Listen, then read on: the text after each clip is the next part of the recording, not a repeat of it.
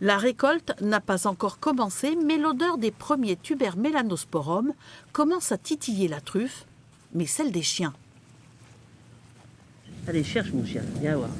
Voilà, la voici, une petite truffe un peu blanche. C'est bien ça mon chien, hein, c'est bien ça toutou. Oui.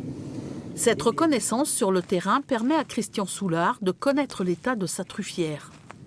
Cette truffe, vous voyez, on commence à voir le veinage, donc ça veut dire que c'est une truffe de début de saison, mais qui est encore immature. Et elle est consommable, hein, mais évidemment avec un parfum et un goût beaucoup moins important que ce que ça devrait être. Donc cette truffe, si on n'avait pas récolté aujourd'hui, elle aurait continué à mûrir.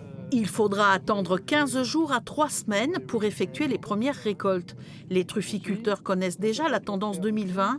Elle ne sera pas exceptionnelle, mais correcte. Ça ne sera pas une année exceptionnelle, mais il y aura de la truffe.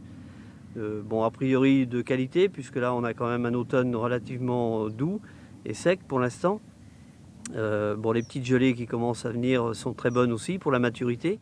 Les étés secs sont les ennemis du champignon noir. Pour qu'il puisse pousser, il faut arroser entre mai et septembre. Yaya, tu m'attends. On a des petits asperceurs là qui sont sur le rang et qui arrosent à un rayon de 2,50 m, 3 mètres. Hein.